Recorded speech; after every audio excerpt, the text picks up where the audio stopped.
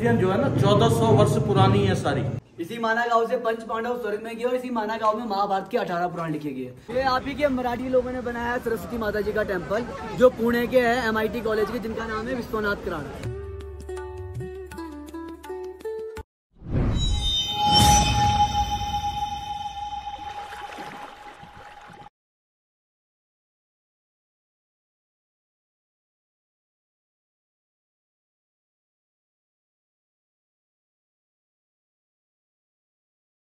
हाय नमस्कार, कशा आहात सर्व? माझं नाव राजदीप घरत, मला सर्वप्रेमी राज म्हणतात आणि तुमचं स्वागत आहे आपल्या राज करंजाचा या युट्यूब चॅनलवरती। चारधाम यात्रेचा आपला 10वा दिवस आहे आणि आता काल तुंगनाथ वरून आम्ही चाललो बद्रीनाथला आणि जेवढा प्रवास आम्हाला कव्हर करता आला तेवढा आम्ही केला आणि इमर्जन्सी मध्ये आम्ही रूम घेतल्या, कारण काल भरपूर गर्दी होती। आज सोमवार आहे, सो आज आपल्याला सगळीकडे गर्दी भेटणार आहे।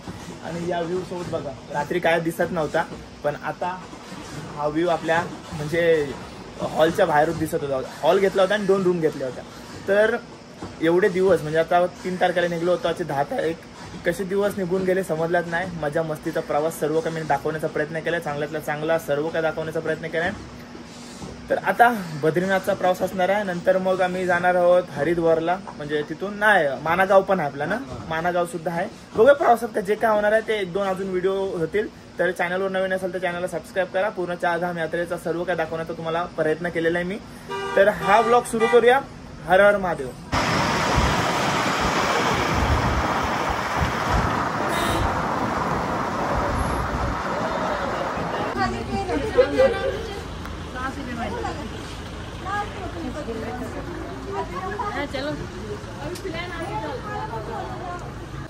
मित्रांनो, आता आपण स्टॉप घेतला आहे नरसिंह मंदिराजवळ आणि कदाचित तुम्हाला बरेच जणांना माहिती असेल काय बद्रीनाथ मंदिर पण आपला सीझनला बंद असतो, तर त्याची डोली नरसिंह मंदिरामध्ये येते आणि नंतर मग इथं बाप्पाची आपल्या पूजा अर्चना केली जाते। आणि असा एकदम गावागावातून असं तुम्ही मागे बघू शकताय।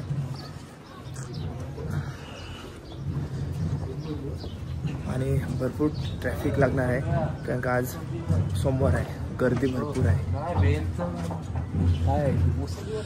ये मोसंबी आहेत किंवा ये पहाडी लिंबू पण असू शकतात, फिक्स नाही। चलो, हा आहे मंदिर।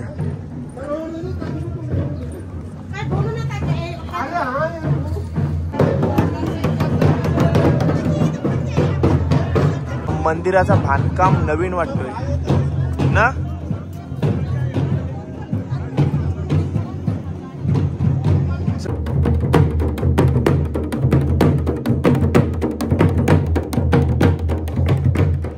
श्री महालक्ष्मी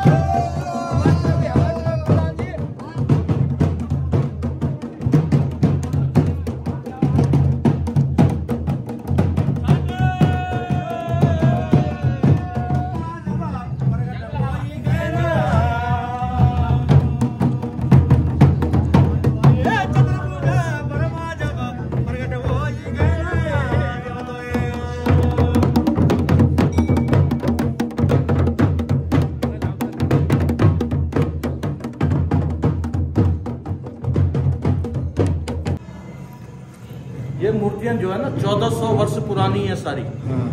सारे देवी देवता हैं, केवल मुखौटों के रूप में है, चेहरे के रूप में, ठीक है ना।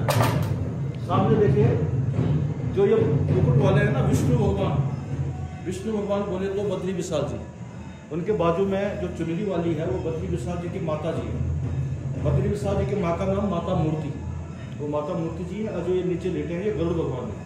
बद्री विशाल जी के बाजू में जो 3 छोटी मूर्तियां ब्रह्मा विष्णु और महेश की, वो जो लंबे से खड़े हैं हिरण्यकश्यप, जिसको नरसिंह भगवान जी ने वध किया था।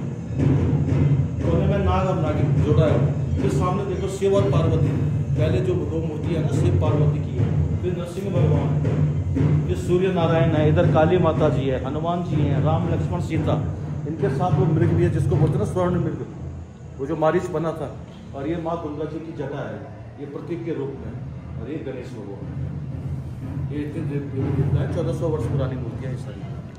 धन्यवाद।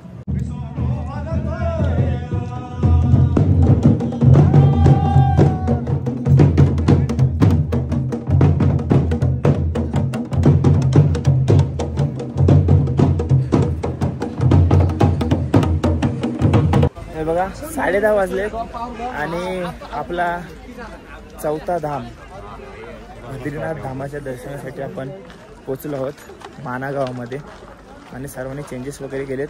हा मी कुर्ता घेतला होता हरिद्वारवरून, मला वाटतं एक साईज थोडा कमी पाहिजे होती ना, ते घालून नाही दिला, नाही तर एक बरोबर साईज घेतली असती मी कमी, ते थोडा मोठा झाला मला। आणि सर्व बघा आमचे हँडसम हिरो सर्व चेंज केले। हे बघ थांबलं मित्रांनो, लाईन बघा, बाबा बाबा ही बघा लाईन, अरे बाबा आज सोमवार आहे ना, त्याच्यात जबरदस्त लाईन आहे, 3-4 तास कुठंच नाही। आणि इथं थोडी मॅनेजमेंटचा थोडा प्रॉब्लेम असते, म्हणजे अरेंजमेंट करायला मला वाटते फक्त गार्ड असतात CSF वालं, पोलीस वगैरे नसतात, त्याच्यामुळे घाई होत नाही आणि एवढे लांब लचक लाईन होतात। बघूया कसं काय, नाश्ता करू आणि जे ते काय करायचं आहे ते करू। हे बघा सगळी पोरं आपली थोडी थंडी लागायला लागली, कारण का हे कसं दिसत होता का सर्वजण, हे बघा कटलेट समोसा भेट रे सागर नूडल्स सांगितलं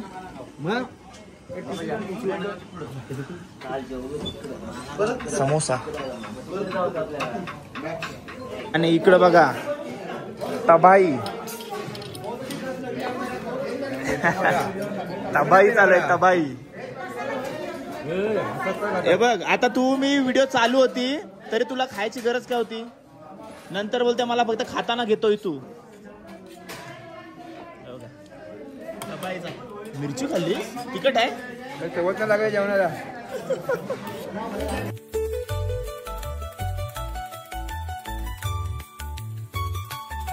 नाश्ता वगैरे करून झाला, मंदिराच्या दिशेला चाललोय आणि आता समजला काय मंदिर 12ला बंद होतोय आणि तो 3ला खुलतोय, पण विषय असा आहे आता 11 वाजलेत,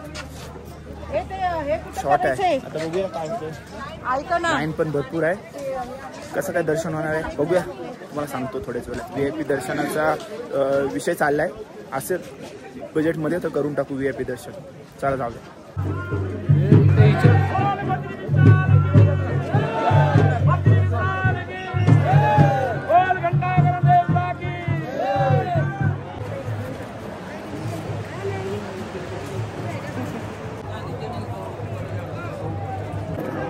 हर हर महादेव।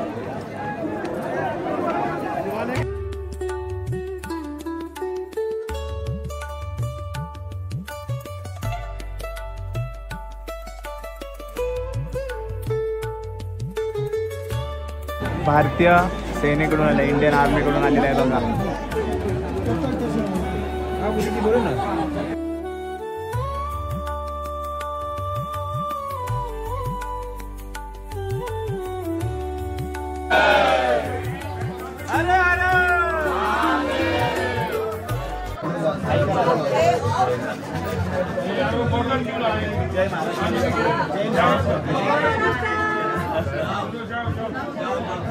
घनसोलीवरून आहे घनसोली।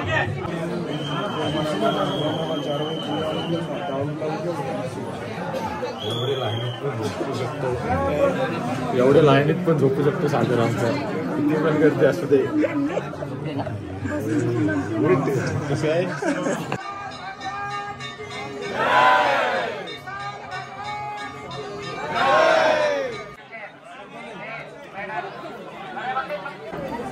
प्रसादाचा लाभ घेत आहेत.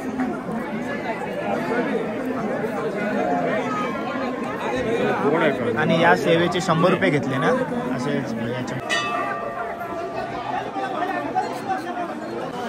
चला 11 वाजता लाईनमध्ये लागलो होतो आणि आता 2:30 वाजले. थोडी VIP लाईनमध्येच लागलो होतो. कसा लागलो होतो माहिती आहे, त्या पालख्या जातात ना तेव्हा त्यांना VIP दर्शन असतात, त्यांच्यासोबत आम्ही पण घुसलो. तर मग तो झाला दर्शन आमचा. आणि 2.5 तास लागले दर्शनाला, कारण का आरतीची वेळ मध्ये झाली होती. मंदिर थोडा उशीर बंद केला होता, भोग परिक्रमा चालू होती त्याच्यामुळं. फर्स्ट इंडियन विलेज माना, पहिले लास्ट होता वाटतं पण आता फर्स्ट केलं. भारत का प्रथम गाव आणि पूर्ण आर्मीच्या कंट्रोलमध्ये आहे सर्व.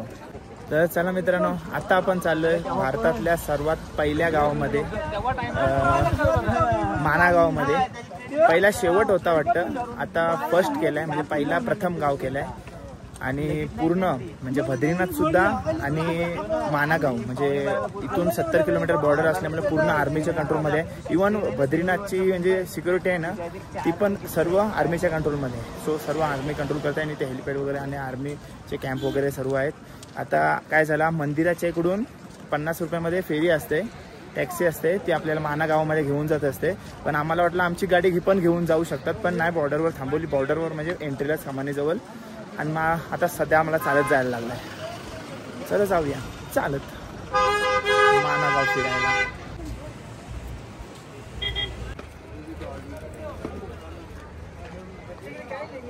भाईजी हाय करो इधर. हाय. आपला आता आजसाठी आपला माना गाव फिरवणार आहे हा दादा. दादा नाव काय आपला? सूरज. सूरज आपले सूरज गाइड माना विलेज. ओके. जय शिवाजी जय भवानी. ओके. जय महाराष्ट्र. जय महाराष्ट्र.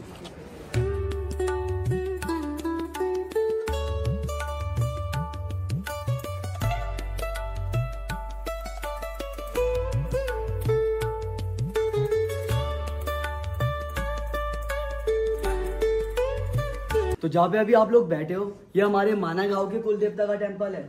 इनका नाम है क्षेत्रपाल घंटाकर्ण. आप लोगों ने बद्रीनाथ जी का दर्शन किया, तो बद्रीनाथ जी के बाजू में इनका मंदिर है.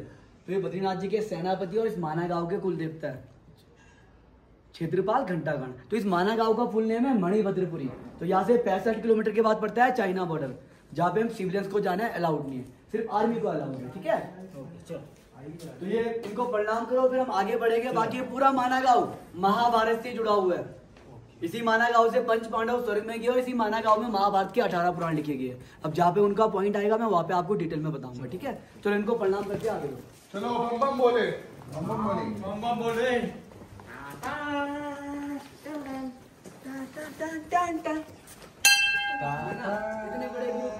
तो ये सामने जो रिवर दिख रही है ना, ये फर्स्ट वाली, ये सरस्वती रिवर है जो ज्ञान की देवी है. और जो उधर से आ रहा हो अलकनंदा रिवर है. और दोनों का यहाँ पे संगम हो रहा है. इसका नाम है केशव प्रयाग. तो पूरे पहाड़ों में पंच प्रयाग के बाद ये छठा प्रयाग है. ठीक है. तो यही पे ये शांत होकर सीधा इलाहाबाद में निकलती है प्रयागराज, जहाँ पे 3 नदियाँ मिलती है, गंगा यमुना सरस्वती. पर वहाँ पे सरस्वती माता जी गुप्त गामिनी है, दिखती नहीं है, सिर्फ इस माना विलेज में आपको देखने को मिलेगी. अभी ये शांत रूप है. अभी मैं आपको इसका एंट्री पॉइंट दिखाऊंगा जहाँ पे इसका रूप है. ठीक है. जहाँ पे तेजी से आएगी. अब इसका फोटो खींचो, फिर आगे बढ़ना है. ठीक.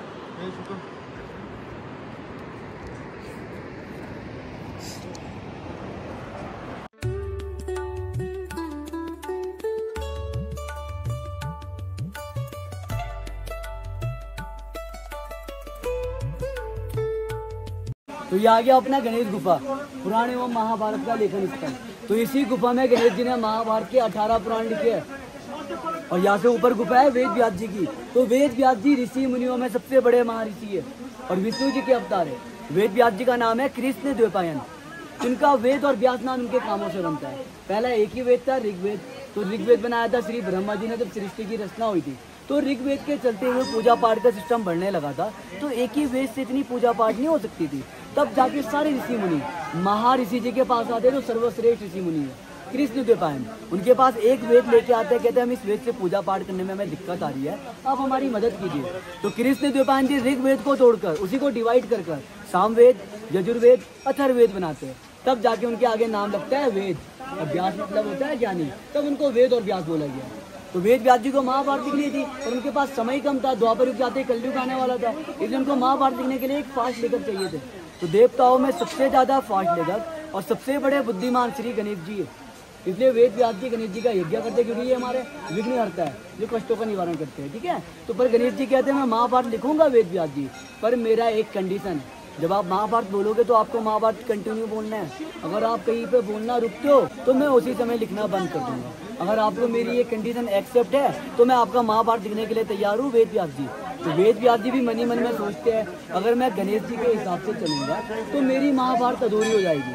तो वो भी कहते हैं मैं भी एक लाइन को एक ही बार बोलूंगा गणेश जी, आपको सुन के समझ के लिखना पड़ेगा, और उस लाइन का मैं आपको दोबारा रिपीट नहीं करूंगा और उसका आपको अर्थ नहीं बताऊंगा।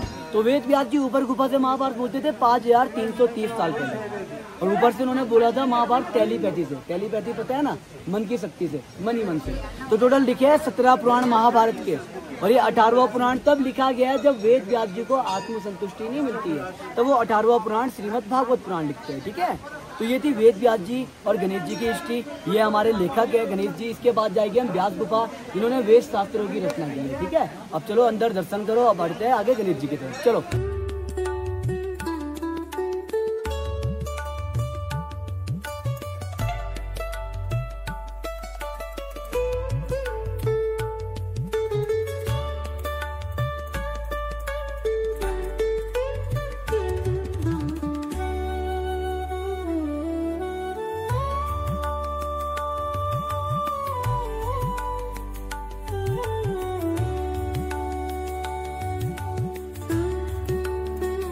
थोडूसा उंच ट्रेक आहे आणि आता गाय तिथंच थांबलाय आणि आम्ही चाललोय व्यास गुफाचा दर्शन घेण्यासाठी। हे बघा समोर गुफा आहे।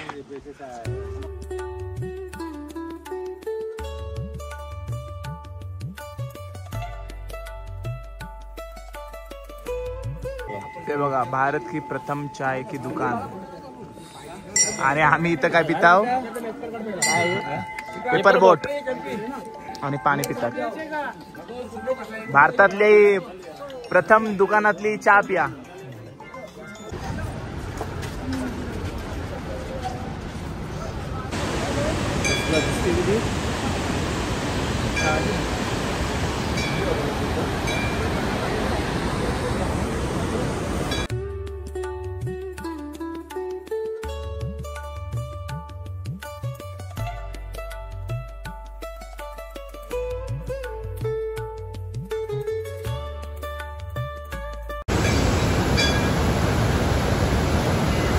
जैसे मैंने आपको गणेश जी वेद व्यास जी के बारे में बताया था कि गणेश जी और वेद व्यास जी ने 18 पुराण महाभारत के लिखे हैं, तो मैंने कहा था ना शुरू में पूरा माना गांव महाभारत से जुड़ा हुआ है, क्योंकि इसी माना गांव में महाभारत के 18 पुराण लिखे गए हैं, और इसी माना गांव में वेद शास्त्रों की रचना हुई है, और इसी माना गांव से 5 पांडव लोग स्वर्ग में गए।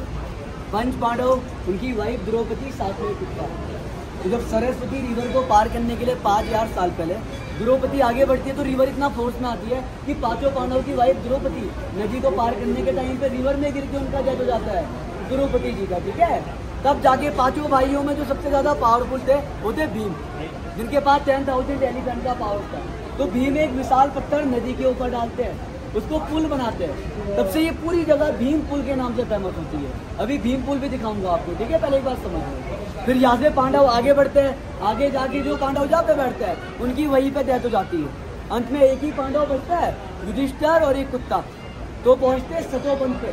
तो सतोपंथ का मतलब होता है सत्य का पथ, सच्चाई का मार्ग, जो यहाँ से 25 किलोमीटर का ट्रैक पड़ता है, जहाँ पे आना जाना 5 दिन लगता है, 3 दिन जाना 2 दिन आना।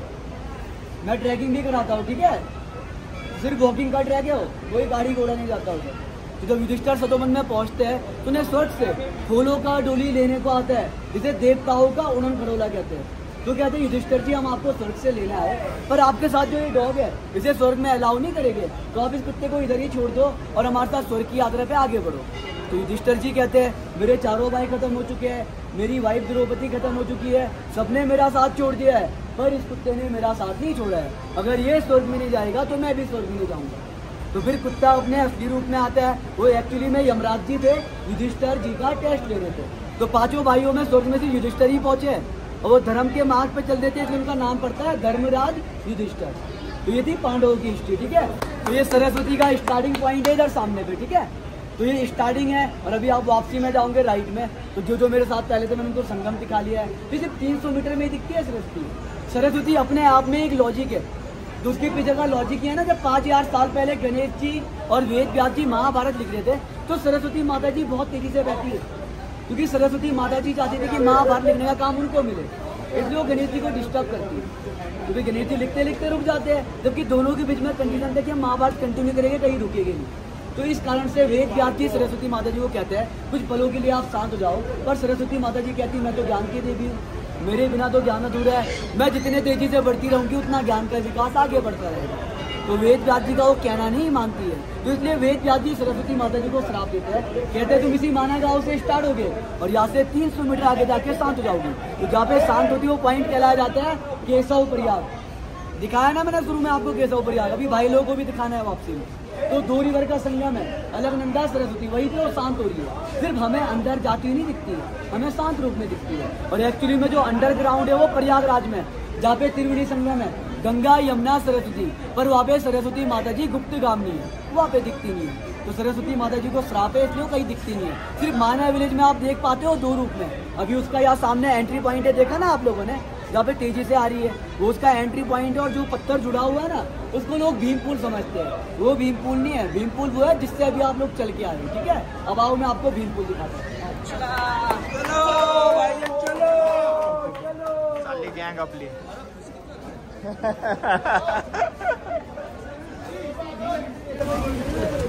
भीमपुल के ऊपर खड़े रह के कह रहे भीमपुल किधर है, ये भीमपुल है।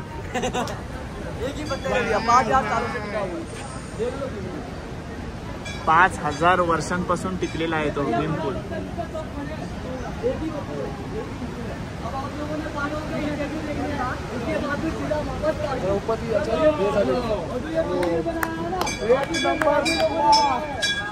ये आप ही के मराठी लोगों ने बनाया है सरस्वती माता जी का टेम्पल, जो पुणे के है MIT कॉलेज के, जिनका नाम है विश्वनाथ कराड़। ओके, उन्होंने पांडवों का स्टैचू भी लगाया।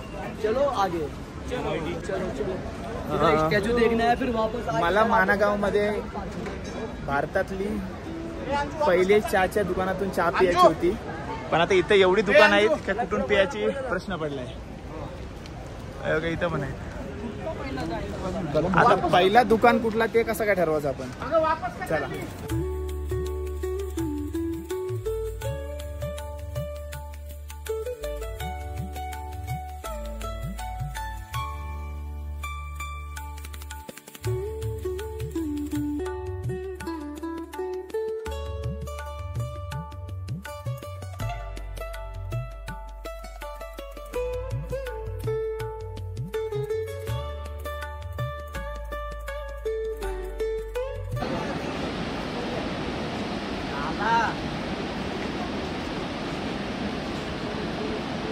जय Badri Vishal, happy journey. Next time के लिए मोस्ट वेलकम हमारे टूरिस्टों के लिए। ओके, ये मतलब मानागांव बंद भी होता है? मानागांव 6 महीने के बाद क्लोज हो जाता है। 6 महीने के बाद हम जो यहाँ के लोकल पीपल्स हैं, हम अपने दूसरे होम टाउन में शिफ्ट हो जाते हैं, चमोली डिस्ट्रिक्ट गोपेसर में, क्योंकि 6 मंथ के बाद यहाँ पे स्नो पड़ता है 8-9 फीट। तो यहाँ पे रहने का कोई रीजन नहीं होता। तो यहाँ पे पूरे 12 मंथ आर्मी रहती है, ठीक है। तो यहाँ पे 2 आर्मी, एक है आसाम राइफल जो हमारी इंडियन आर्मी है, और एक है ITBP Indian Tibet border police, जो बॉर्डर को कंट्रोल करती है, ठीक है। जय बद्री विशाल। ओके,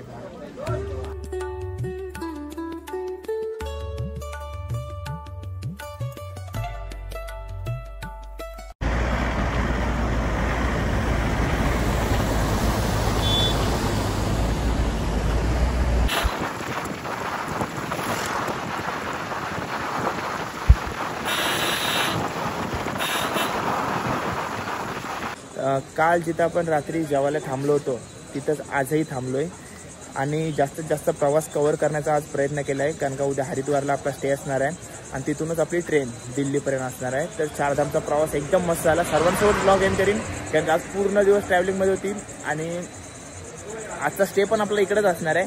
तर सर्व पहिले पोरं बसली जेवायला, त्यांना विचारूया आपण। आज ड्रायव्हिंग खतरनाक ड्रायव्हिंग झाले, चला विचारूया त्यांना। काय कशी वाटली ड्रायव्हिंग? एक number Tokyo drift driving best driver best या ना विचारूया दादा ड्रायव्हिंग कशी होती? लय भारी. चारधाम आठवलं का नाही? मस्त ना छान. ओके या ना होतं का झोपलेलं? झोपलेलं ना. आम्हाला इथं झोपच नाही. खतरनाक दादा पण एकदम बेकार ड्रायव्हिंग. एकदम ऑफ रोडिंग म्हणजे असं हिल्सवर आम्ही उडत होतो वाऱ्यावर. त्याच्यात फक्त आमचा चेतनचा भारी होता एक्सपिरियन्स. चेतन फक्त काय बोलत होता, आमच्या बॅग्या गाडीवर आहेत का नाही, उडल्या का फक्त बघा. आहेत बॅगा व्यवस्थित आहेत. ओके चला आता जेवूया सोडा. पेट पूजा करूया आपण. आणि आजचा 10वा दिवस होता आमचा आणि खाया पियाची कसलीच कमी नसायची. फक्त टेस्टचा थोडा प्रॉब्लेम असायचा ना पवन. आज दिवसभर कालपासून तरी बरा भेटलाय ना आपल्याला. तुंगनाथ पासून आम्हाला चांगला नवीन नवीन चायनीज आयटम खायला भेटले. हॉटेल रिव्हर व्ह्यू मध्ये आलोय आणि हॉटेल जागा वाटतंय बोललो बरं ना बोललो बस आणि लाईट आली डायरेक्ट. चला फायनली लाईट आलेली आहे. आजची रात्र कशी घालायची? 6 वाजता उठायचं आहे परत. 6 वाजता उठत आहे. रूम वगैरे असा आहे मस्त. 350 रुपये पर हेड पडला.